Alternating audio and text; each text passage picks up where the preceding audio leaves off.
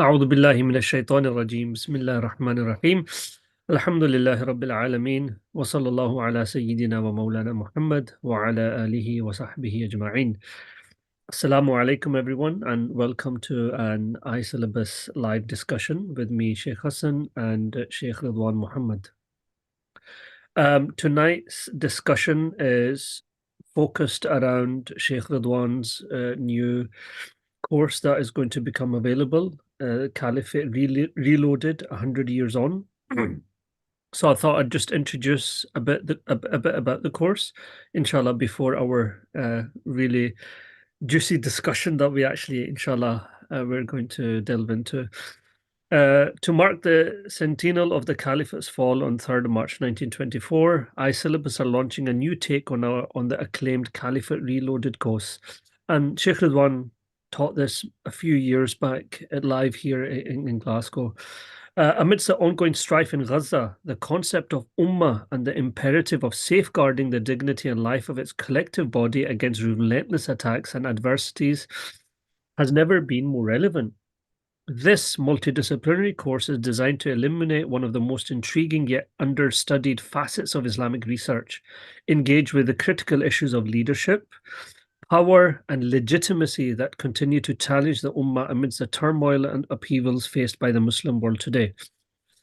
Dive deep into the rich tapestry of history, law, politics, theology to unravel the enigmatic concept of the Caliphate and its profound impact on the modern world. The course is going to run over 4 weekends. There's 3 live introduction sessions by Shaykh Ruzwan. There'll be 6 premier live recordings actually of the course. End of course, there'll be live extended Q&A with Shaykh Ruzwan. And just the breakdown, roughly the course will cover the fall of the Ummah and the end of the Caliphate, the divergent views of authority in Islam, Caliphate, a theological and jurisprudential perspective, background of Islamic governance, as-siyasa shar'iyya, governance under divine law throughout history, addressing injustice, the role of revolt, rebellion, and uprising in Islamic political thought, and finally, the direction of Islamic leadership, emerging models of Muslim authority in Eastern and Western contexts. So by the end of the course, inshallah, you should be able to have a good understanding of the Caliphate, the origins, its implications, the influence of the Caliphal and state support. You'll understand the key trends in the fiqh debates about what it means to be a Khalifa and what does it mean to dispose of a Khalifa, the dynamics of Muslim political participation in Western countries, so on and so forth. Inshallah, the course will be live. The first session is Saturday, 2nd of March, and there will be, inshallah, the 4 Sundays after that. There'll be a link on the YouTube video here to sign on. We have an early bird discount at £39. And this is a really good follow-up from what the Sheikh discussed last time. So before we start, Assalamu alaikum wa rahmatullahi wa barakatuh, Sheikh. Wa alaikum assalam wa rahmatullahi wa barakatuh. Hope you're well, inshallah. How have you been, Sheikh, the last couple of months since October? Alhamdulillah ala kulli hal. How are we in terms of the situation we're in? We're in a very difficult situation. So obviously, this is one of the things Allah subhanahu wa ta'ala places is in, it's an issue of, Abdul Qadir al-Jazairi rahimahullah. He said that, you cannot have just pure light and you cannot have just pure darkness. You have to have light and darkness. There's a kind of sense of the contrast in creation manifesting itself in different ways, in different contrasts. And sometimes it's a complete contrast. And this is what we're seeing in the situation in Gaza. You've probably seen the news today, an American serving Air Forceman burning himself. I think he's passed away in front of the Jewish embassy in America.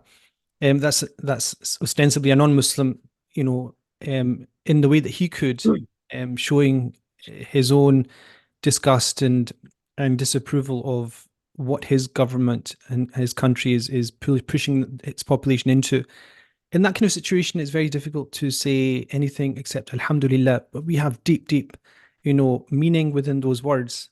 Alhamdulillah ala kulli hal. And it means that there's always a makhraj, there's always a way out of these situations. And I think for myself, this kind of topic, khilafah, identity, gender, I'm always kind of teaching quite difficult. I mean, sometimes challenging topics, and they're very contentious topics amongst Muslims as well. And I'd rather not talk about them or teach them, but it just seems to be that there's very few people that are articulating a comprehensive discussion around these topics from what I think to be a traditional Sunni Muslim perspective. I think it's very, very important that scholars do make their points clearly. And I think part of the reason why that's not being done is because of the very toxic nature of the narrative and discussions online and just on the ground as well amongst people. There's very little people that will stay to listen to a discussion or debate. In fact, debate's not the right word. It's a discussion, a conversation. And this is why I've called this a conversation, because I mean, if I ever sit down with somebody who has the completely opposing view, if it's a conversation, the person quickly realizes that it's not a question of creating points or winning points. It's a question of getting to an end game, which is pleasing to God and the messenger. That's the headline. It's not like Imam Shafi'i would speak with somebody with a different view, and he would wish that the truth came and became apparent upon the other person's tongue. And so we're in that kind of situation where we have to tell truth to power. And truth to power, Sheikh Hassan, you'll know, it's always been placed within the frame of a ruler or the government or power. The truth to power for me is also speaking true words and having clear observations to the dominant narrative. So the dominant narrative that we think is the dominant narrative amongst Muslims, where everybody is saying, this is what we need to do, this is what we need to do, and anything that is outside that is shouted down and condemned. I think that's also speaking truth to power, because if you go to Foucault or you go to this kind of new modernist, new Marxist thinkers of the Frankfurt School, power is not just entities, it's not just wealth, it's also structures. And so I think it's really important for people listening to this, and I always try and go to people that are thinking, to think about these things, and rather than people that want to, my brother, actually, I told you I did an event in Glasgow on this kind of roughly this topic, and my brother came, and he came with, he was going to bring his daughter as well, and he was going to bring her with a Palestinian flag, and then they're going to, so they go to all the demonstrations, alhamdulillah, Yeah. and with the horn and making noise. So he thought it was that, and then he arrived and he realized, oh, it's not. My brother doesn't kind of just like when he does something, it's not. He just went way over my head. But the point is, there's a place for all types of initiatives, and I'm a great believer in the fact that everybody in our community who's working on this is working towards the same aim. And the question is, in the course that I did on Khilafah in 2015, end of 2015, 2016, was essentially an overview of all the groups and people and individuals who have tried to work towards something about re-establishing some kind of power, dignity amongst the Muslim community. So alhamdulillah, you said, how am I? I'm in a difficult situation. Yeah. Okay. Alhamdulillah. One point that you did raise was there's not enough people talking about some of the subjects that you're teaching. And I suppose the challenge is that because they're multidisciplinary, where you need to bring so much to that. And one of the reasons why I enjoyed your course, Sheikh, is that you're able to bring that. You're not looking at it from a lens of a particular kind of context, historical, theological, but you're bringing that together. And I suppose that takes a lot of time to read and kind of reflect to bring that. So I'm just going to first ask you, Sheikh, if you can just perhaps just very briefly summarize the 2015 course, just a couple of things about it, and then we can kind of move on from that. That was a day's course. It was a kind of full day. I still remember because I attended it. Mashallah, it was a good and it was a quite systematic approach that you're looking at. So if you could just summarize that, and inshallah from there. Yeah, Bismillah. I mean, definitely, I kind of did this course, I think it was end of 2015, 2016, because I got stuck in Istanbul. I remember I had to get back and I was stuck for Istanbul in the airport. So I remember it very well. I remember preparing for it. I remember the morning of the course itself. It started like 9 o'clock, almost 9:30. Went all the way up to 7 o'clock. It was non-stop. I think we had an hour break in between, but it was essentially 7 sessions, 1 hour long, and it was exhausting for me. I mean, it was difficult, but it was actually quite daunting as well because if you remember the attendees, over 200 people, one of the few courses that I remember in which the males were very much in the numerical ascendancy, more males and females in the course. Mm. And I also remember the people in the course were actually very high caliber. They're people from all persuasions, all walks of life, with their own specialities. Scholars and activists from all different Islamic groupings, you could say. And I didn't know who was going to be there, but it was very difficult, initially to walk in and think, okay, I need to put this message out, which is systematic. It's not something I just put ideas down. The way I do a course is I put together all the questions I think people have, and then I order them into sections. So there's a whole section which I thought was really important, which was the initial one about why did Muslims go into decline, and what is the analysis from Muslim scholars since the late 18th, 19th century about why Muslims are falling into hard times. Let's just say the Ottoman Empire, the Mughal Empire, the colonialism, and the ascendancy of that was all part and parcel of that. So my big thing was with reading this topic about Khilafah and power and politics and Muslim, ostensibly lack of power, is that you have to start with a discussion about what went wrong in terms of where the problems were. And if you don't get that right, all of the things that we're doing now as an ummah, and I'd put within that the events of October the 7th, actual specific events that led to the kind of genocidal onslaught that's taking place now. All of that is a result. I'm absolutely confident of saying this is a result of how different groups and people have understood their own fall and their lack of political and religious prerogative in the context of a nation state. And that means like an organization like Hamas has its own genealogy back, which is a very complicated, as you'll know. Recently, it's become very much engrossed with the kind of activism and messianic activism of Shiism, and that's over the last 7 or 8 years. Prior to that, had its own genealogy all the way back to Hassan al-Banna Shahid rahimahullah, and then prior to that to the kind of modernist, I would say it's like a Salafi stroke modernist movement in Egypt. Now, that's not criticism of that, but that's the fact that you can trace ideas back. And I think if you want to, because the reason why I'm doing this course now is because, and it's marking the 100th anniversary of the fall of the Ottoman Khilafah on March the 3rd, is that it will start giving you insights into, when we eventually and ostensibly do go down this road of saying we need Muslim power, authority, we need to have our own clout, because you see the Western nations' complicity in genocide, and it's almost it's beyond shocking. It's not even something that most people would expect, given the statistics, but it's happening. It's not as if it's hidden. We know this, and it is shocking. You've seen the theatrics in the British Parliament over the SNP vote.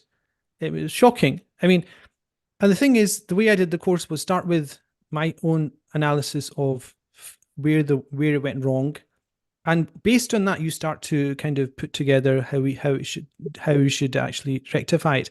And through that, I look at different groups, the traditional Sunni movements of traditional scholars who are, quote unquote, said to be, complicit in state actors like the UAE and Saudi Arabia and so on and so forth. Right. Then I look at Salafism, I look at Ikhwani, Islam, you look at Sayyid Qutb's theories, you look at Madkhaliyism, all these kind of groups that come up in some way with something to say. And then once I've done that, I look at what is Khilafah. The big question is, what is Khilafah after that? So what is a Khalifa? Why Khilafah? And once you've done that, I go into an analysis of the historical episodes within which we had Khilafah and what that was like. And I include within that Ismaili, because the Fatimids ruled the majority of the Muslim world just prior to Salahuddin Ayyubi, for example. Look at the Ithna Ashari Shia, I look at the Sunni traditionalists, I look at Ibn Taymiyyah's ideas. And then I look at something which is really, really important in the context of now, which is the idea of revolting and uprisings and popular, revolts against incumbent rulers, which is part and parcel of the discussion now. And since I've done this course in 2015, there's been enormous discussion and debate around this topic amongst very notable scholars.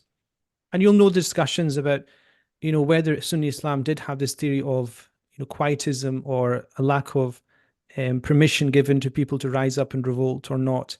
I've done in this course, inshallah, something that I didn't do last time. I'm going to have a comprehensive review of everything that's been said up until now, up until last month, by contemporary scholars on this topic. And I'm going to answer, I think, is the biggest question that's not been answered. And I've not seen anybody answer this, which is why, if, let's just say if, and this is like, I've not seen this answered anywhere. I've looked at so many kind of reputable scholars and discussions on this topic. If, our great scholars, Ibn Hajar or Imam Nawawi or Ibn Taymiyyah, Imam Ahmad, and all these scholars had this position that, and this is this essential Sunni position, also Imam Tahawi's Aqidah and every book in Aqidah that talks about this, talks about it and says it, is that you cannot rise up against a Muslim ruler. If that's the case, then why are there no quietist hadith related by the early community? And why was there so much internal strife and civil war if it was clear that the Prophet ﷺ said that you cannot rise up against an incumbent? Like, let's give you one amongst 40 examples I could give you. Sayyidina Hussein bin Ali radiallahu anhu rose up against the Umayyads. Why did he do that? So I've got this whole analysis that I'm going to inshallah present on that, which I think is my own, kind of deep dive into it. And then there's like 7 or 8 points that I think people just don't pay attention to in terms of fiqh, maqasid, in terms of even the linguistic analysis of hadith themselves. And so, it was more to see that what was missing, what did I miss, where's the blind spots of what I presented. And I spoke to lots of people after the course. Since I've done the course, I've presented it a couple of times in smaller classes. And what I've done, inshallah, through that is to review, revise, and to kind of recalibrate what I've got and check whether it's wrong. And that's the whole thing. But essentially, it's one place where you'll get a unified understanding of khilafah and power and authority. It's a one-stop shop. That's the whole point. I mean, I know there's great, benefit in lots of specialists coming together and talking about different things. Small parts of, everyone comes and talks about this historical thing, that fiqh thing, that hadith thing, and this Quranic verse, and they come together and you'll have 40 people speaking and you'll say, well, everybody's kind of contradicting each other. No, I want to make it consistently comprehensible to a theological, legally trained mind in the Sunni tradition. That's for me, the ask, inshallah. Sure. You talked about the quietist position, and I think when you did your first course, and you touched upon that, and then even after that, a few times I listened to a couple of your stuff, and you touched upon this, the traditional quietist approach to leaders, but I think that's very sharpened. And people are generally asking questions, as we are seeing many Muslim countries kind of align with Israel or allowing their roots or, kind of exports. And they're very seriously questioning how do we square this one? So I'm glad you're actually covering that. So yeah, my position on that quietist thing is that there is not a quietist position. It's nuanced. So the position of Imam Tahawi, for example, in his Aqidah, famous Aqidah, and then something that's reiterated throughout, essentially from the late middle second Islamic century, reiterated without, from the time of Imam Ahmad radiallahu anhu, I think it almost becomes like the touchstone of Sunni political theory. My position is not that we're quietists, and I'm not a quietist. I mean, in the course, you remember that I put down the reasons why you cannot just accept the quietist position anymore, because the nature of a social contract in any nation, you have the leader is elected or rules based upon a social contract, even if they're a king. If you take the most authoritarian representative situation, the king or a monarch or even a president who rules by decree, they still have a social contract. And that social contract is, as the Prophet ﷺ said, al-Muslimuna ala shurutihim.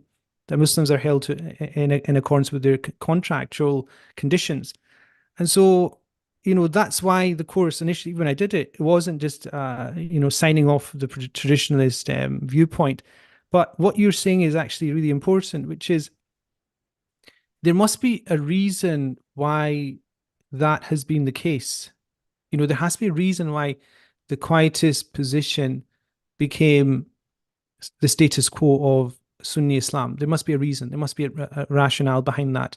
And in fact, if you go all the way to today, I mean, I think it was the third leader of the Ikhwan, Hudaybi, in 2001, he reiterated the allegiance that the Ikhwan swore to Mubarak on the basis that he was not the Khalifa, but he was almost the person who had been given authority by power, and to revolt against him would be essentially tantamount to civil strife and warfare and civil war, meaning slaughter.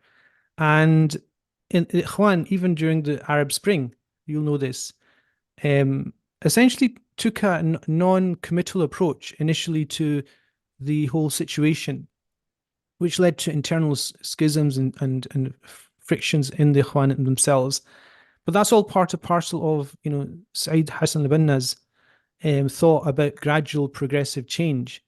So, I mean, the thing is, you have to be systematic in all of these things, and you have to follow a discussion through to its end. And I think, when I watch like people talking about these topics, podcasts, even like long 2 or 3 hour podcasts, they have an idea and they throw it out, and without it being grappled and analyzed and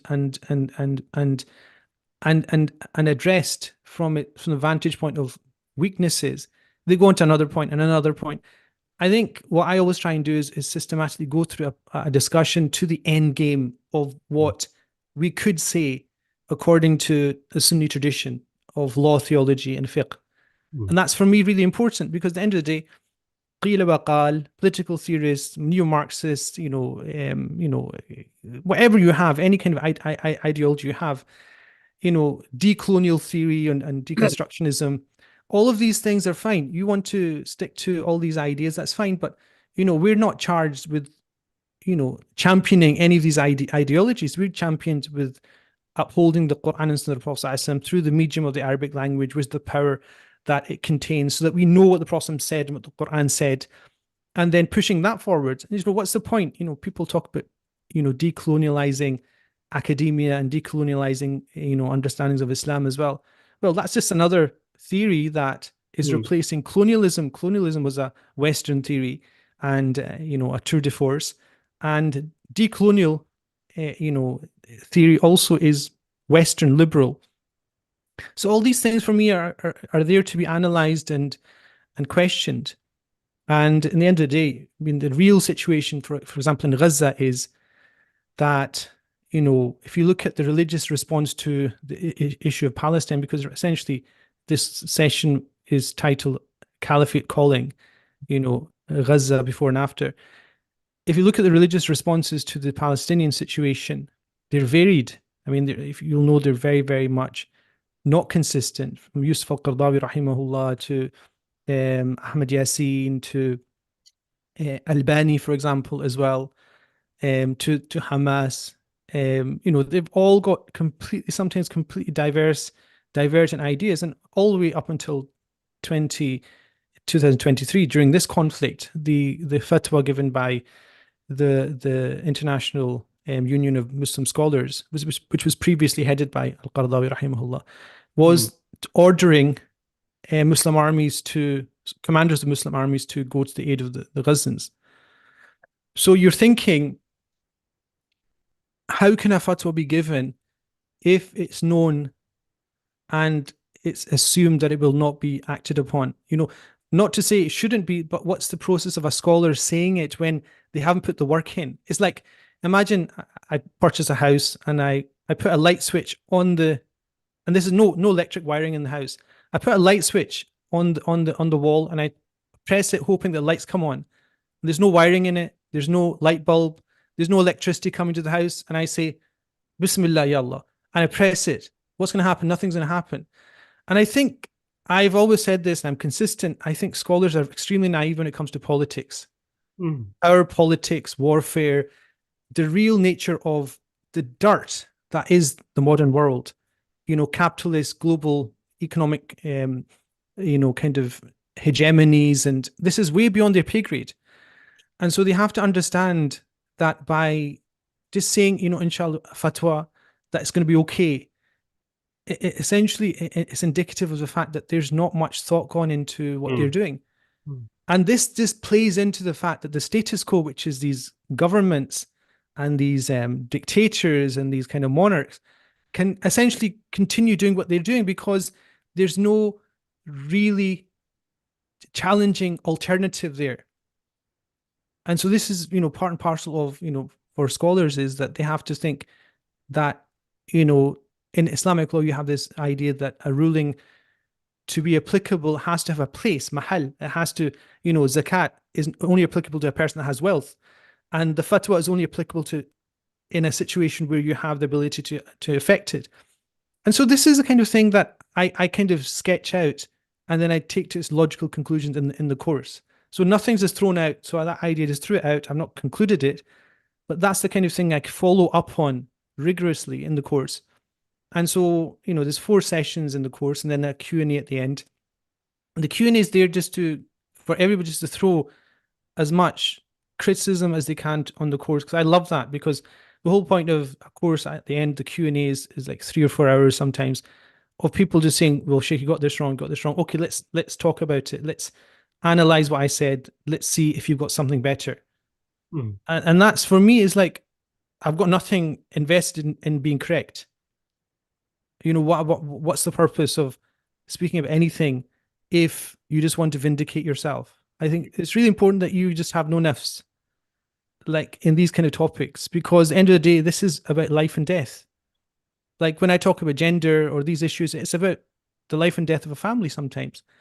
It's trying to save a family from disintegrating because of the policies of a fringe group of people in society.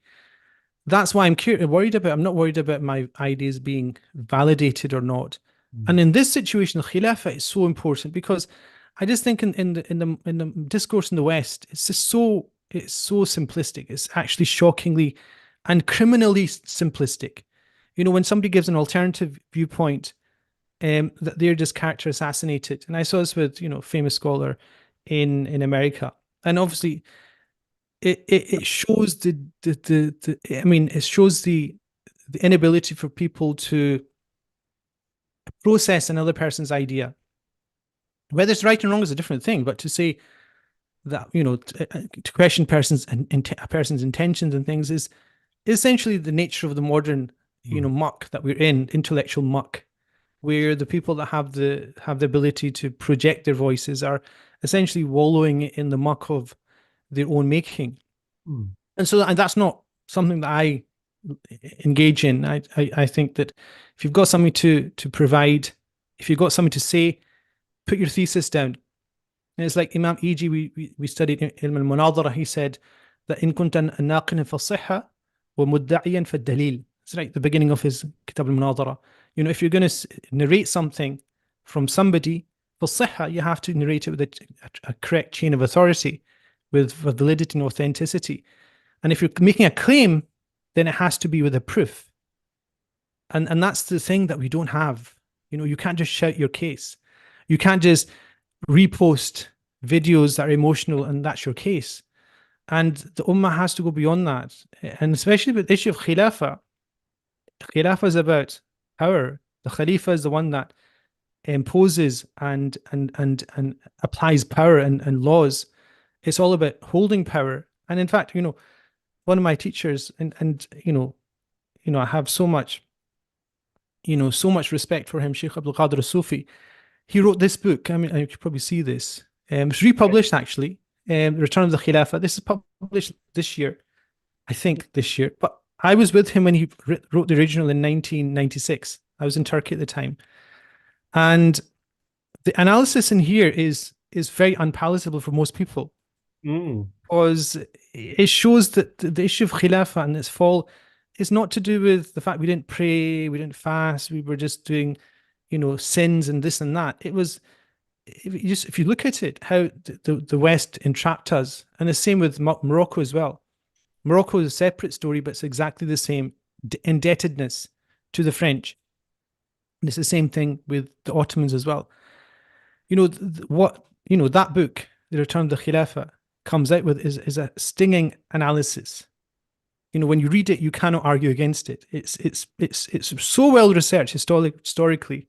You're just thinking, how could somebody write such a thorough work and tie it into a very simple process and thesis, which is, Sultan Murad II essentially was sold a dead donkey, and the Ottoman Empire fell on the basis of that. This was exactly going to be my next question, actually. So moving on from that kind of breakdown, Sheikh, that you offered, those kind of various topics. Moving on to the Caliphate itself. I mean, it's been 100 years. I mean, reading books from that era, it is difficult. There's a lot of emotion tied. There's a lot of symbolic importance to the Caliphate. There's this whole Khilafah movement in India rising. Can we salvage something of this? I just want your own thoughts and reflections to what it means to what does it mean to you, the coming to the end of that kind of bab, or that kind of period of in 1924, like the Caliphate is gone. So reading about that, what kind of thoughts come for you? I mean, it's interesting because that's the question I asked right at the beginning of the course when I taught it. If you remember, I said, what could you do? What could you not do now that the Khilafah had fallen, that you could do when the Khilafah existed? So that's kind of one simple thing. And I remember, actually, let me just get my phone, actually, because the Times actually reported on this on the day, and it was actually fascinating because what happened is that the Ottoman Khilafah fell, and then the Times in London, from its own correspondent, reported it, and it's fascinating because it gives you an insight into what was actually happening at the time. Because it says Abdul Majid deposed, and it says that in the preliminary debate, it goes on and on. It said that there was accounts of speeches made for several hours. Accounts of the speeches are very vague and complicated, but the obscure abstract formula adopted seems to be to intend to reconcile the old theocratic conception with the modern republican conception. So essentially, what he's saying is there was a whole argument in the new Turkish parliament, and they were trying to say, how can we, the traditionalists were saying, how can you absolve, take something away that's been in existence for the history of our Islamic nation. And so what happened is, it says here that the abstract notion of the Khilafah is said to be contained in the government itself. In other words, the Khilafah is now somewhat in the position of a crystal which has been dissolved in a glass of water. Whether this dissolved crystal will ever be precipitated again in Turkey remains to be seen. So essentially, the reason why the traditionalists accepted it is they said, well, the modernists essentially said, simplifying this, they said, look, the Khilafah is going to remain, it's just going to dissolve in us. It's almost like this insubstantiation idea in Christianity, transubstantiation of the body of Christ. It's very much a very mystical idea, but essentially that's how it was accepted. So it just disappeared. And so we have no memory of what the Khilafah was like, what was like living within a Khilafah. Yes. And to be honest, you have to understand what the Khilafah, this is why there's a whole section I have in the course, which goes over a couple of sessions on what is the Khilafah itself. What is Khilafah? What does it do? Is it a person? That's the Khalifa. The Khilafah is a system. And essentially, if you don't understand what the system does, you will not understand why Muslims call for a Khilafah, because it's all about Imam Ibn Qayyim rahimahullah says that Islam is all about justice, Yep. transparency, and giving the rights of others to people. And anybody who calls to anything other than that is not Islam, even if they call it by the name of Islam. So the Khilafah essentially is establishing the outward actions of worship, defending the borders, ensuring that the currency is validated by the government and has value, and upholding the application of religious laws. Essentially, that's where it boils down to. The Khalifa is the person that ensures that happens, signs it off. Yeah. Now, you could say, well, is there a possibility of having a state system? Let's just say, let's jump to something like that, where you have all those things happening. You have currency, which is validated, has value. You have the Islamic laws publicly announced. You have the application of Islamic laws instituted, civil and penal. And you have the protection of the borders through some kind of conscription or something like that.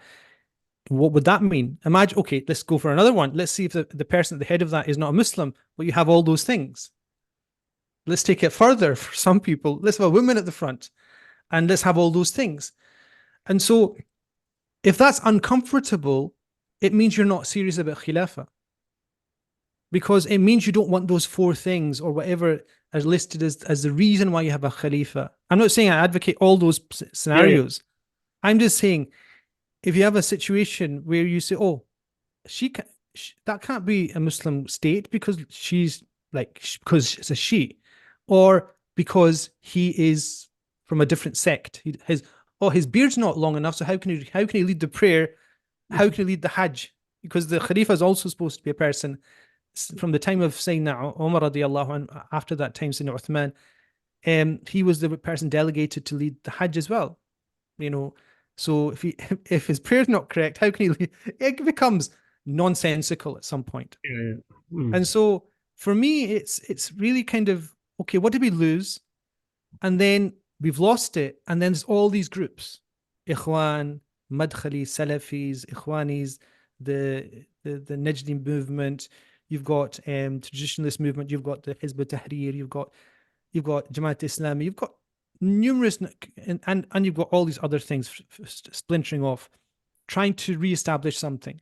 And I think what's interesting here is everybody that you speak to and you read about out these groupings has a theory, some kind of theory, but they're from one extreme to another. Umar Abdurrahman, I went to a lecture he did in 1992 in Edinburgh. It wasn't Central Mosque, actually. It was the place next to it. I don't know if you know the building next to Edinburgh Central Mosque. I think where the kitchen is now, that's where the mosque used to be. And he gave a talk, which I think would definitely not be allowed. Definitely not now, but I think even like a couple of decades down. He passed away. I think he was arrested in America. And he was, in fact, it's always you kind of research this issue and you find, he gave the fatwa for the assassination of Sadat, and then he's taken in by the Americans to preach in New York in 4 different masjids. It becomes ridiculous, and then he's insinuated that he was involved in the World Trade Center bombings prior to the 9/11. But the thing is, he has a specific mindset, which is to reestablish some kind of Muslim power nexus. Affects Osama bin Laden and all these individuals as well. And so from this extreme to people that are complete secularists that say that the modern state is a Muslim state and that's it. You've got all these things, and for me, it's a question of filtering these through our essential allegiance to the Quran, the Quranic text, and the prophetic legacy. For me and the prophetic, character, which is the seerah of the Prophet ﷺ. For me, all of these is irrelevant if you don't filter it through these specific, kind of vessels. And through that, I kind of, when I look at events that are taking place, there's certain points, I'm going to look at in the course, which is kind of new content, where I think they're just really interesting times to live in. I wasn't around at the time, 1979. I think it's just a pivotal year and just a microcosm of everything that Islam has lived through in its whole history.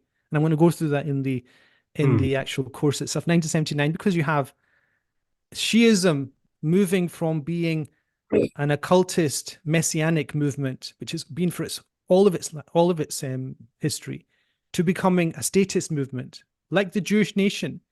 It was a messianic, occultic nation which was waiting for the Messiah. All of a sudden, decides to have a state. The Shias do exactly the same thing. That's historical. I mean, in terms of historically, that's really, really important. And then you have, like, in the midst of all the political, killing fields of the Middle East, you have the Camp David Accord in I think 1979, in March 1979, leads to the assassination of Sadat, again on the behest of Umar Abdurrahman, signed the fatwa for that.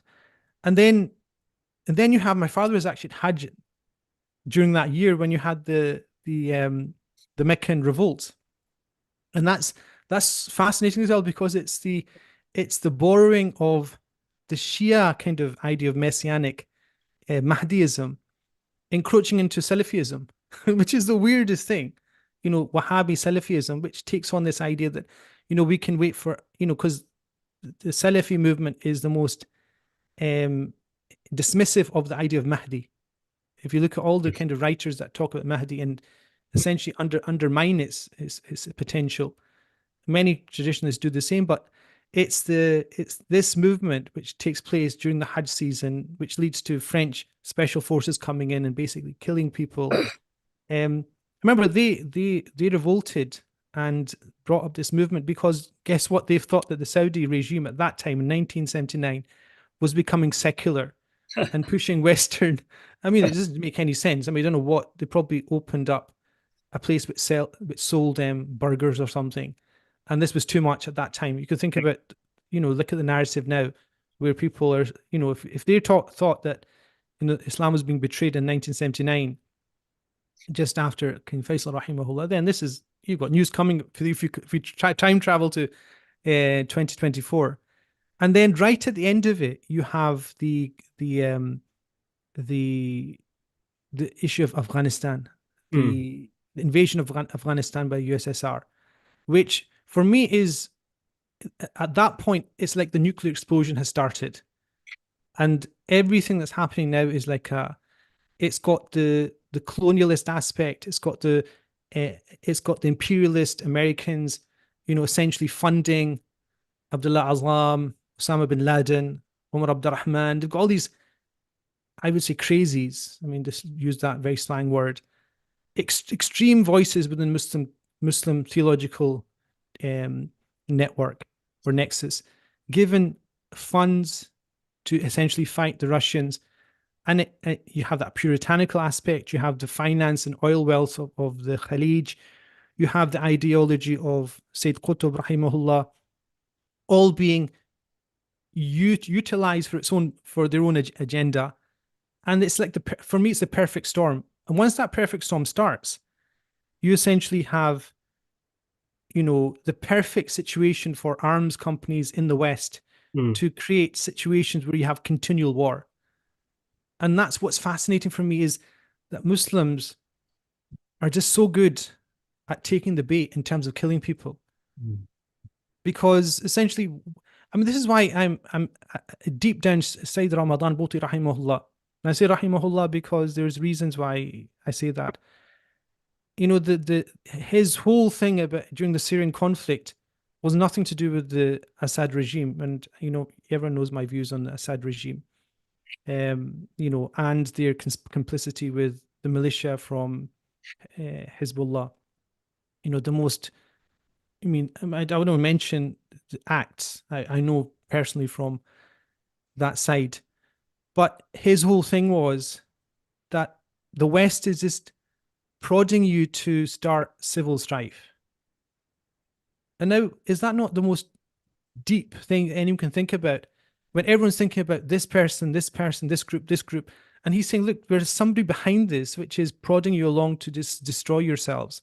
half a million dead people later, is shocking. I mean, it's mind-numbing and heart-numbing that we just, you know, the West says jump and we say how high. Mm. And that's based upon a complete naivety on our religious tradition and a complete naivety of power in politics, which is why I've had this hunch ever since I started studying Islam in my, late teens, early 20s, that scholars are just not cut out for politics Mm. and political insights. It just does not work. There are exceptions, but they're very rare. And so the ones that are there are sometimes like Sayyid Ramadan Boti, who just has firasa, that he realizes that what is left at the end of, taking the bait from the West, except nothing, except nihilism. And so you've got like the Shia messianic idea, and you've got the kind of nihilism of Sayyid Qutb amalgamated in what we have now as Muslim activism. And Mm. unfortunately, that's trickled through into the West. Most people that are speaking online, I just feel that they kind of are just slogan bearers of that same kind of ideology as well. Mm.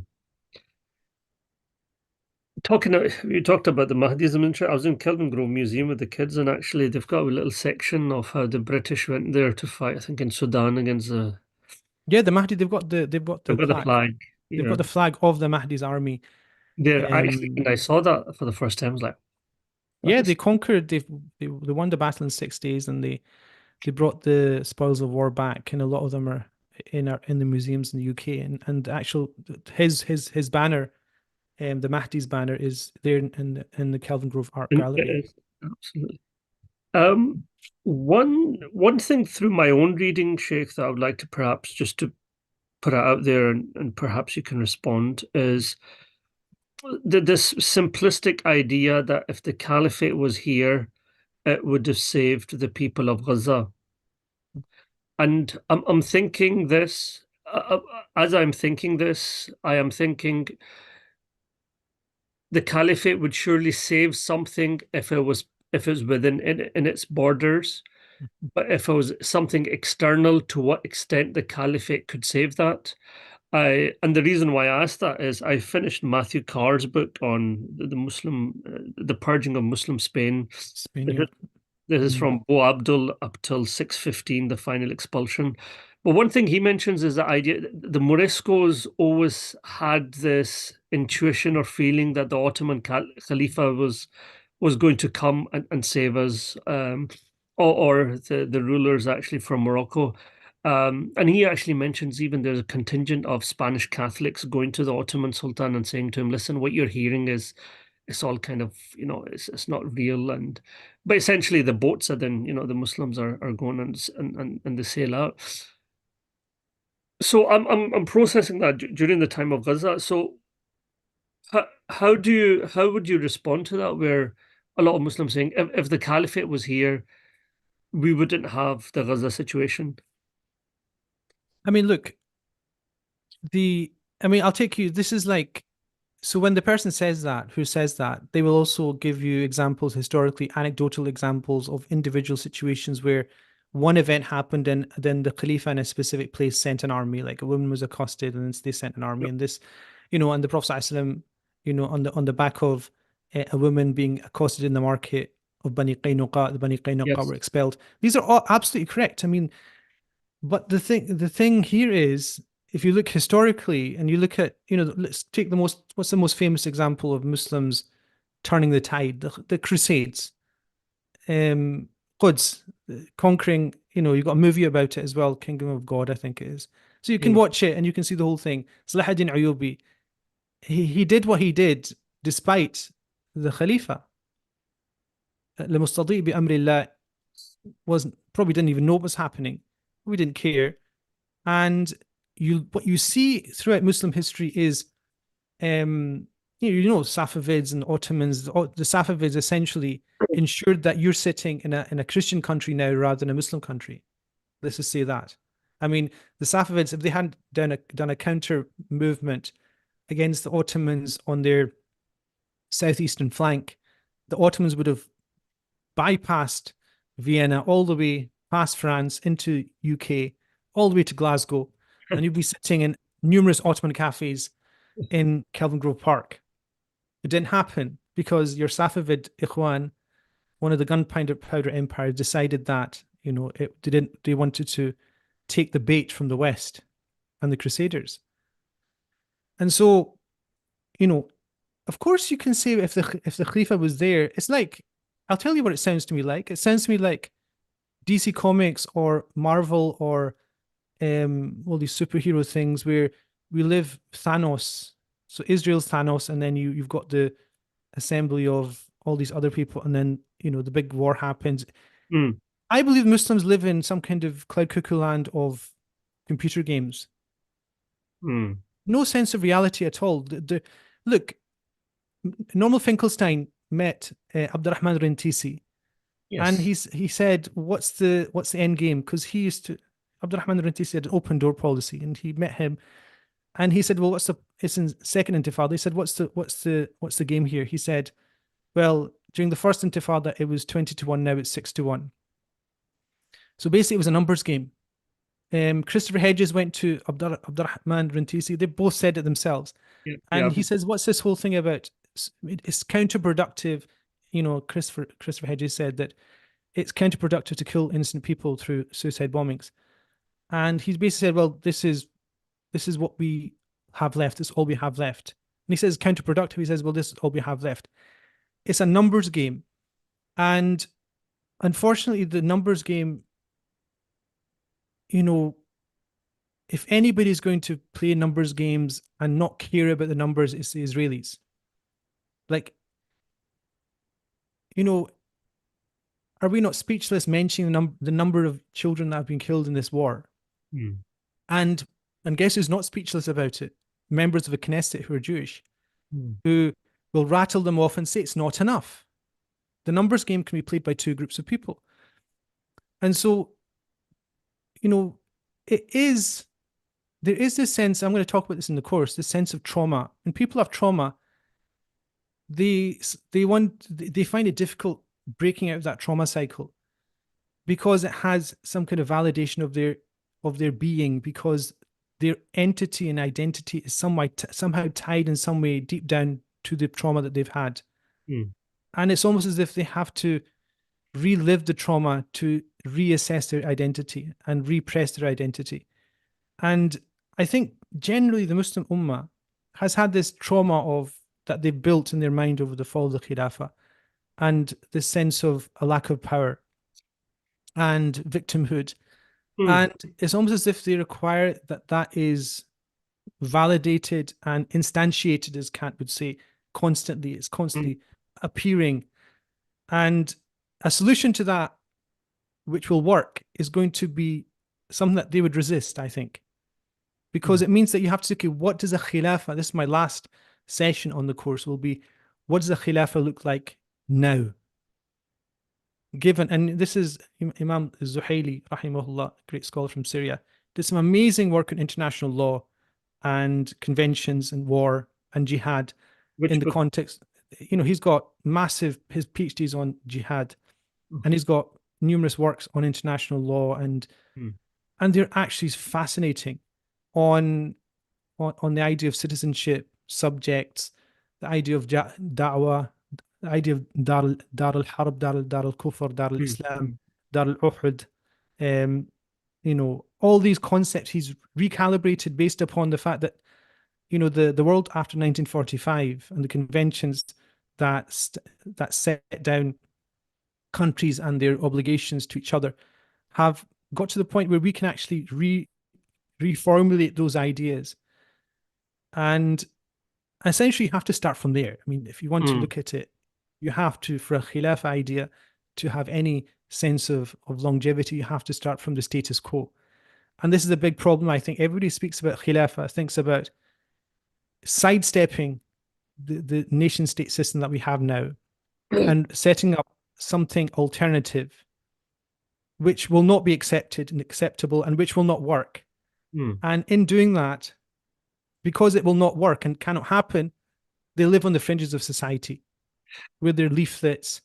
You know, this is why, you know, if you look at, you know, your intellectual history in Europe, the Frankfurt School came about, which is a kind of neo-Marxist school, Yeah. came about essentially, why did it come about? It came about to answer the question, why did Marxist ideology not prevail in the industrial north. Mm. Because according to Marx, it was a matter of time before the proletariat would gain power because they undermined capitalism and the bourgeoisie. It didn't happen. And so the Frankfurt School had to answer, why did Marx get it wrong? Mm. And they answered it by saying, well, it's structural power that society creates after their power has dissipated and disappeared. They have to build other aspects of power. What people that say we just need a khilafah without thinking about it deeply are essentially saying is the same thing that, the Frankfurt School will say. They'll have their own small group of people who will propose a new reason why the khilafah hasn't come into being, and they'll have this kind of academic interest in it. Whereas, Islam is real. Yes. Ramadan's about to start, Hajj is going to start, and there's a war going on which requires people to take action. It's all about action. And this is why sometimes you need the most grotesque, unpopular person to come to the aid of Muslims. And you don't need this guy with a lovely long beard and thawb and, Mm. the perfect image of a Khalifa to come. You just want the worst person to come and sort it out. And that's what people have to come to terms with. And what's interesting for me just watching this is that Israel is able to do what it wants because it's working outside the nexus of normality in international law. And people don't understand that. I'm actually fascinated about people thinking that, I mentioned that this idea of normalization, because people say, well, normalization, you can't normalize with a butcher. The thing is, the butcher is working outside international law, outside international conventions, outside the Geneva Convention, outside every single convention that the West has created for itself to police itself, exactly because it does not accept normalization with other people or Mm. with international law or international statutes. So it can do what it wants and does not accept, all the charters within the United Nations. So you have to bring it to task. You have to put it into line. And that's the whole thing about, I think, the superficiality of Muslims not understand that simple thing. It gets me, I just give up. It's just like, please look at the dictionary, look at what the word means. And if you can't do that, just go to sleep. Because at the end of the day, it's not about winning an argument or making a point. It's about the fact that you're validating and facilitating a way of thinking which is going to allow a state like Israel to do exactly what it wants. And that's what gets me, that's what, it just gets me really annoyed. Moving on to that, then there's again one of a lot of things that I've been hearing is this great Muslim affinity to the axis of resistance. Now, you kind of touch upon this idea of revolutionary form of Shiism comes in 79, and then we see that it's expanding off it across kind of borders. So a normal Muslim can argue something like, well, right now, the real resistance to what we are seeing, be it in Yemen or actually in Iraq, it is coming from a particular strand of Islam. Um, Perhaps Sunniism is no longer can deal with a big global ummah situation, and and on the back of that, even and this is not from kind of the Shi'i, even from a Sunni perspective, a lot of Sunnis are kind of saying, well, we're kind of now happy how Shiism has now become globalized, and perhaps it would have been better had they taken off in Bahrain, the kind of political issues, because today Bahrain would have again been involved, part of that axis of resistance. What would you say to that, Sheikh? I mean, look, this is exactly why the course deals with a wide array of areas. It talks about, political history, it talks about history itself, it looks at politics and power, it looks at theology, it looks at ideology, it looks at the analysis of textual hadith, it looks at the section about sectarian ideas of Mm. Khilafah as well in power. So I look at Shiism, Ismaili ideas, look at the Zaydi movement in northern Yemen, which is only part of the world which wasn't colonialized. Remember, I actually lived in the You house did. of the Ottoman governor in Sana'a. Yeah. So I was studying. I was I was enrolled in one of the mahads there. Amazing, beautiful people, beautiful place. Just such honorable people. And the reason why I'm saying all that about having a Yeah. multifaceted approach to the topic is that I think once you do that, then you can realize what makes each sectarian idea tick. Mm. So it doesn't work out of a vacuum. Yeah. So the Shia um, narrative is built upon victimhood. They would admit it and accept it because they're the victims of. I mean, if I say it in this way, they're the victims of somebody usurping power. Mm. There's no Shias going to say, Sheikh, you're slandering us. Yeah. Not victimhood in the modern sense, but victimhood in terms of the way that they view the usurping of power. Mm. Now, Mm. that is something that I think is really, really important because do we want to buy into this sense of admitting that we're inferior, so we have to take power? Because essentially, it's what Nietzsche says is that, if you want to look at, a person who's claiming to be inferior and wants to gain some kind of equality, he says there's nobody more inferior than that person. Because you're kind of you're wanting equality, but that in and of itself, the call for equality is crying out your own sense of inferiority. Now, that method, the kind of, let's say, the Shia method, and which is why I kind of touched upon the fact that Hamas over the last, just majority of the last decade, have sided with that kind of thinking, Hezbollah, and unfortunately the militia that massacred and slaughtered and raped so many people in Hisham, blessed Syria, were of that persuasion. Mm. I just think it is, by its very nature, let me just say it, a death cult. Because even the idea of, and I'll say it, and I'll reference why that's the case, because the assassins which came out Ismaili Islam were essentially a movement. And Sheikh Abdul Murad has written a book on this, what's it called? Moonlighting. I can't remember what it's called, the full title. Yeah. Yeah, so that book, I mean, it's all about Hashashiyun. And Sheikh Abdul Qadir, I remember his books, I mean, are amazing. But I remember speaking to him once about the suicide bombing, and he said it was a cult with his genealogy to the assassins. It's it's a sense that the law is sacrificed for a higher goal.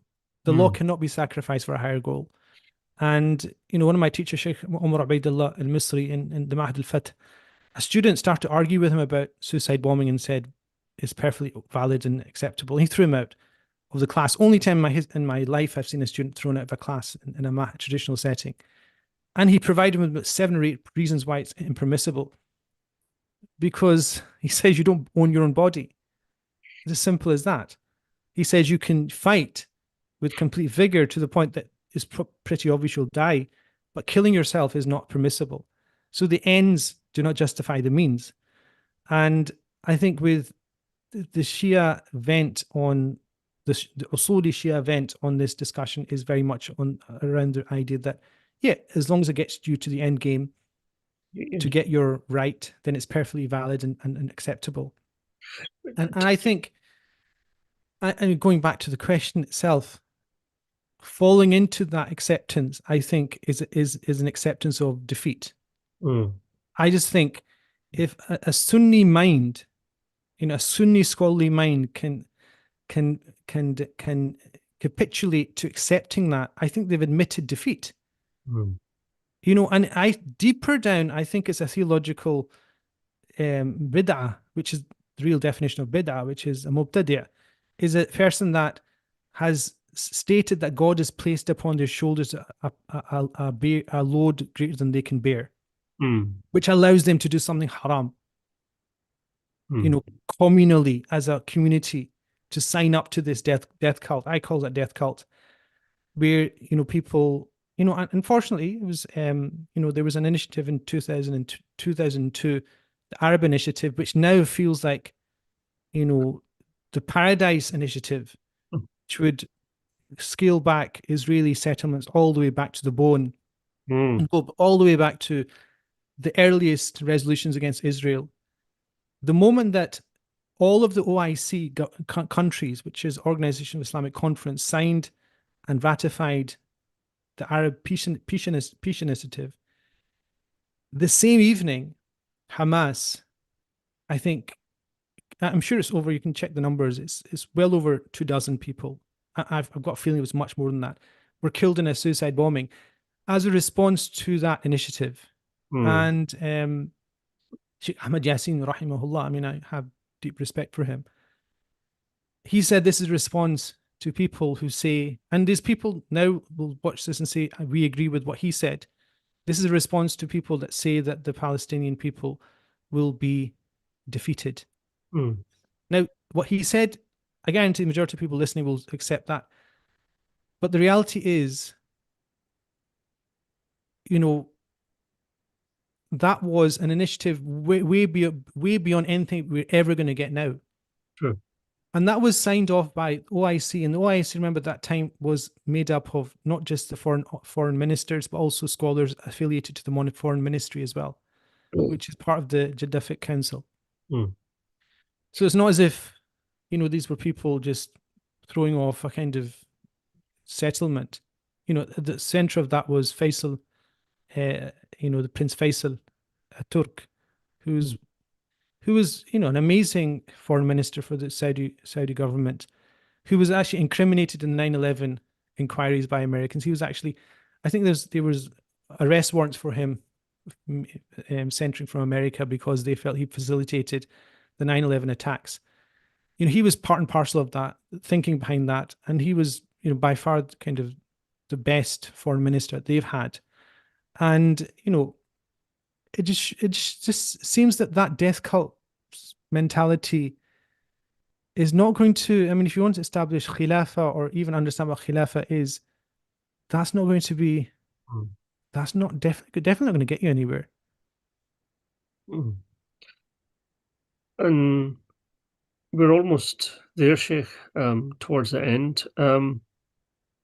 Perhaps one more question that you can address. And this is the idea where, although the caliphate or the khilafat sounds very restricted, but there was greater autonomy in the sense people have greater freedoms in their lives. They probably never ever saw the Khalifa, probably heard about him and his name in Jum'ah and so on and so forth.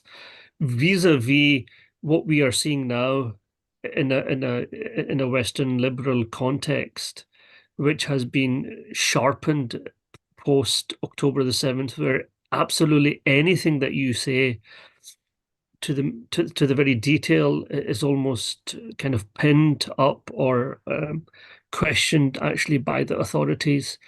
So probably the last question, in terms of autonomy and freedom, we always understand the caliphate was about restricting, but there was some research that I kind of read through that was emerging the idea that perhaps Muslims had, or people generally under the caliphate had much greater autonomy than we currently have at the moment.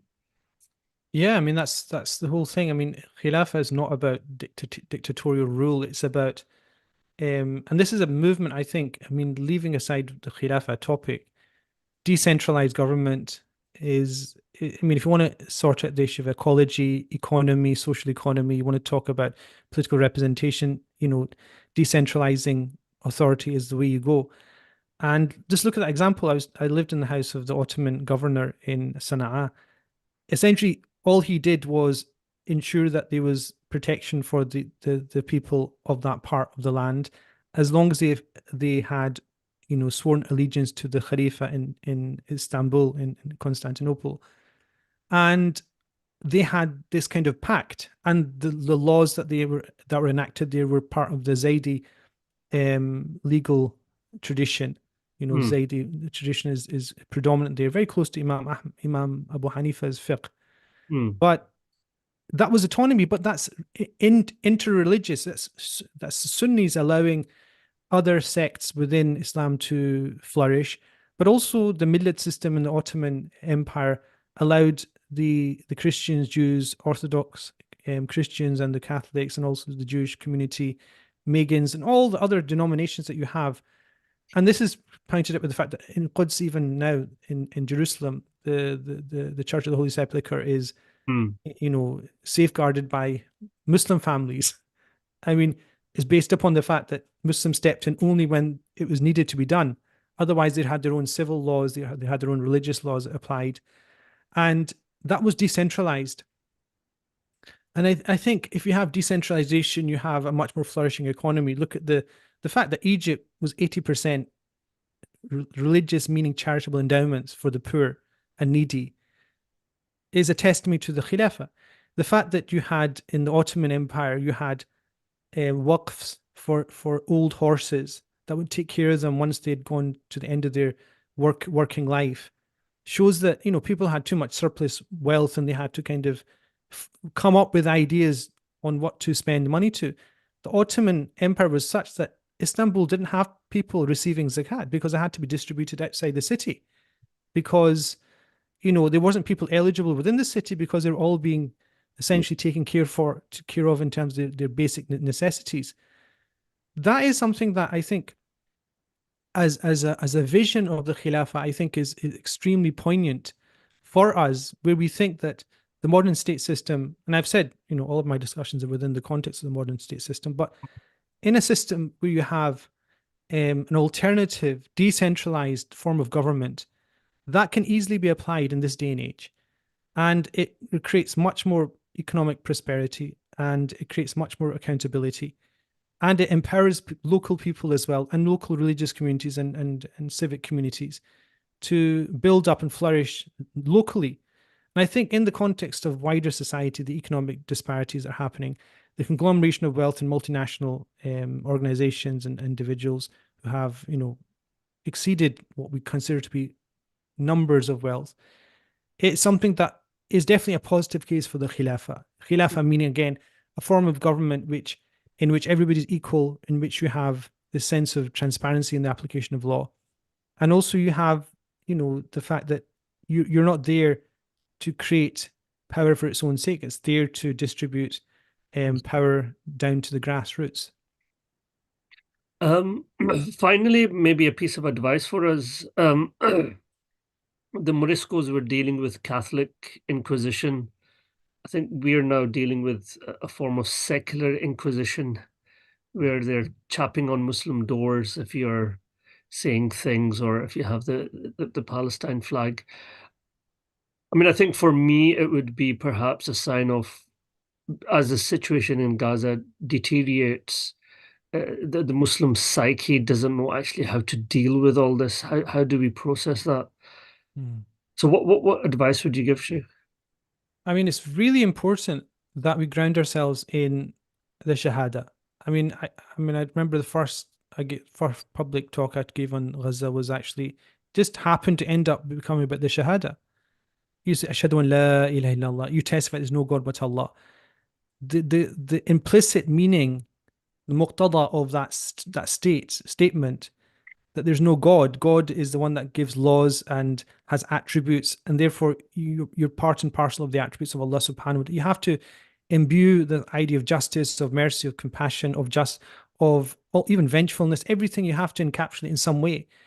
And the way we process these difficult times is to go beyond the kind of here and now, be confident and have surety about the fact that Allah subhanahu wa ta'ala is with us. It's like who was it? Imam Junaid al-Baghdadi, his dhikr when he was a child given to him by his maternal uncle was Inna Allah ma'i, Inna Allah nadhirun ali, Inna Allah muttali'un ali. That God is with me, He's looking over me, and He is aware of what I do. That's the battle won. Like anything people can throw in your face, if you're true to what you're doing and what you're calling to is just and it's been thought through and it's validated ethically, you shouldn't worry about it at all. And you have to be principled and you have to be consistent and you have to be somebody who has confidence in your religious tradition. There's nothing stronger than the power of Iman. in the context of, Gaza, you know, we look at the destruction and the death, and we know that there's darkness, but there is a commensurate light. It's like Habib Umar, one of our teachers, rahimahullah, hafidhahullah, he said that, these types of times, which are intense darkness, are portents of the blinding light that will come after it. Because only after the deep darkness that you have blinding light. And so that is, ajaban li amr al-mu'min. That comes back to this prophetic idea that how amazing is the state of a believer, for indeed his state in all situations is good. Even in difficulty or tribulation, it doesn't make any difference. If afflicted by difficulty, it's good for him, and he has patience. If it's good that comes to him, he is thankful, and it's good for him. And this is for nobody except a believer. Believer in that, ashhadu an la ilaha illallah. And then you add in Muhammad Rasulullah sallallahu alaihi wasallam, then you've got the fact you have to uphold the prophetic character in the way you deal with somebody coming knocking from the police or prevent or whatever, and saying, "Oh, your child is," my son actually did a kind of card, and yeah, you can imagine, a child 7-year-old doesn't know what he's doing. The way you deal with somebody who comes and says, "We need to speak to your child," is you have to have prophetic character, even in that situation. And so I think, the Prophet ﷺ, the more you look at the seerah of the Prophet ﷺ, in times of power and lack of power, outwardly, when he's coming into Mecca al-Mukarramah, having taken over the reins of power there, from the time that he's thrown out of Ta'if, it's the same. I mean, in terms of his spiritual state, it's all expansive.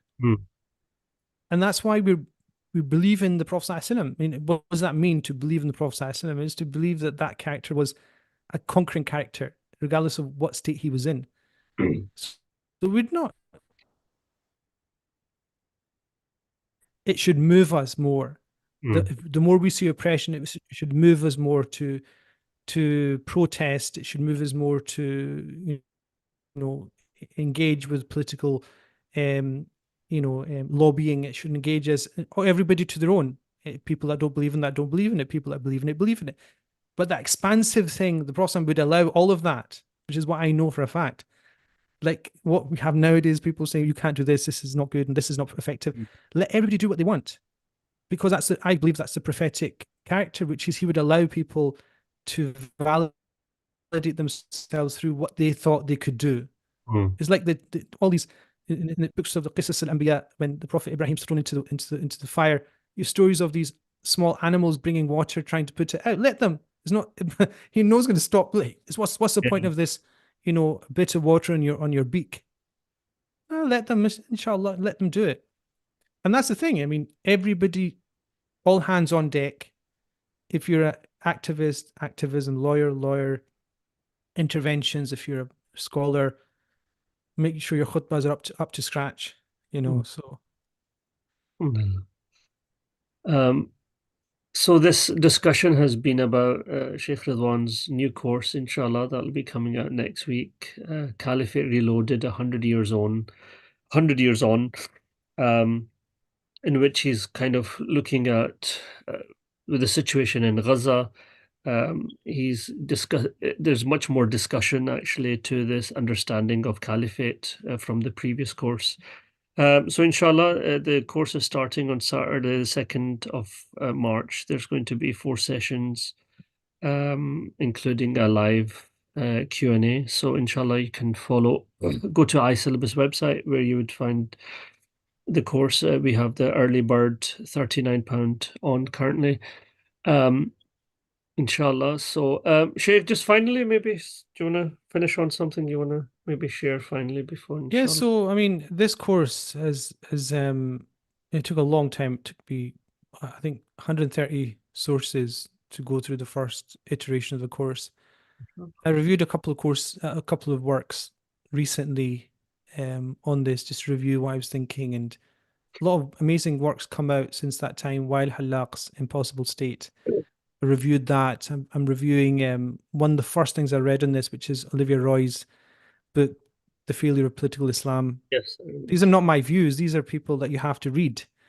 Mm, And, going through that time and distilling it, the idea is to distill it, and give it to people at their fingertips. So mm, whether you completely disagree with me or agree with me, it's followed through. Every idea is followed through. And one of the main kind of ideas I'll be talking about, as I said before, is this whole idea of the degree to which I believe is a Mu'tazilite idea of, kind of revolting in a situation where you want to enjoin the good and forbid the evil mm, without an understanding of the conditions that were placed within there. So I've got a whole review of that, inshallah. So, I wanted to do it. It's almost 10 years since I did it last time. And since that time, I put everything up for discussion to myself, and I've kind of confident that it's consistent, and I just think at this moment in time, when Gaza is indicative, but also the Uyghur situation, if you look at the Rohingya, if you look at the situation in China amongst the Muslim minorities, which is by a definitional genocide, if you look at the situation in Myanmar and the Uyghur situation, they're by definition mm, genocidal. You can't even wiggle out of it on a technicality. In this kind of situation, it's natural that Muslims say, where is the person that fights for Muslim rights? And, because that question is a real question that's close to everybody's, mind and heart, it's important that people that are thinking that they rigorously go through that discussion and think about, okay, instead of going down a blind alleyway, at least you kind of look at and kind of watch all the different discussions that are there. Give them, I mean, remember, Sheikh Hassan, you were there. There was people from all different, there was Salafis. I don't like using names. It's not like a derogatory term, like from the Salafi movement, Ikhwani. There was Sufi, and there was interesting. The questions were kind of at each other as well. But I went through that, mentioning Sayyid Qutb, Muhammad Abdul Wahhab, you know, uh, even modern scholars from Egypt. You'll know who they are, mm. and I did it in a way of just in a descriptive way, not a prescriptive way. Yeah. I did it to describe who they were, not to prescribe what the fatwa is on their neck. So, Because at the end of the day, I mean, I don't believe in talking about personalities. I think about talking about even events. I think about talking about ideas. So mm, this course, if you like to eat people's flesh and backbite and slander people, this is not for you. So don't worry, don't come. It's it's halal because it's about ideas. mm. And that was my first rule. I remember the kind of the first couple of things I said is, I will not, I remember you probably know this. I said, I will not allow anybody to speak about anybody in this room except with the utmost respect. I That's was what I looking, said. you big, sorry to interrupt there. When you start discussing ideas, then you really begin to appreciate some of these personalities and the Mm. context that they were actually working with. Absolutely. Yes, as Sayyid Qutb, rahimahullah. I mean, Right. he revised his milestones, the book, Mm, in prison. mm, And do you not think, if you know about Egyptian prisons, and I know many people that have been through Syrian and Egyptian prisons, if you can leave thinking straight, that is a miracle. mm, He reviewed and revised his milestones in prison. He wrote his fi al Quran, his mm, tafsir in prison. And do you not think that it's going to affect what he's writing? mm, And so, and then how people understand his works after that. mm, Again, it's not his thing. He was killed by a regime, murdered essentially, and so it's not his fault how people have taken it on after him. But essentially, you still have to refer back to what he did and what he said to understand something like Umar Abdurrahman's fatwa for the validity of killing Sadat after signing the Camp David agreement, for example. You can't just shy away from it. But it's like Abu Hatim al-Razi, rahimahullah. He says he was teaching a book on Asma al-Rijal, and somebody said to him, "Are you not worried that you're criticizing people who may have put their bags in paradise 100 years earlier?" mm. And he just fainted. Allah. Because the reality is, we can talk Yes. SubhanAllah. in a critical way of somebody who is at this moment laughing in paradise. SubhanAllah. Do you Yeah. understand? Like, Yeah. you can critically analyze somebody and decimate their ideas, and they're probably sitting in Jannah or SubhanAllah. in their grave in the utmost bliss, or in the ocean. You know what I mean? Somebody in the ocean, chilling. It's a And very that's, important point. It's a very yeah, important point. yeah, absolutely. You know what I mean? I mean, this is the reality of our situation, inshallah. Jazakallah Shaykh for your time. And Jazakallah I'm to yourself. personally really looking forward to this. And I think one thing you do well is you're not overwhelmed by your emotions, which is important because most of the Ummah is at the moment with the whole Gaza situation. So I'm looking forward to the course in the sense that it gives you a much more mature understanding of things as kind of emotions run high. Alhamdulillah. Hayakallah. Jazakallah Shaykh and Fi Amanullah, and we'll see you on the Saturday, 2nd of March, inshallah. Inshallah. Assalamu alaikum wa rahmatullahi wa barakatuh. Assalamu alaikum.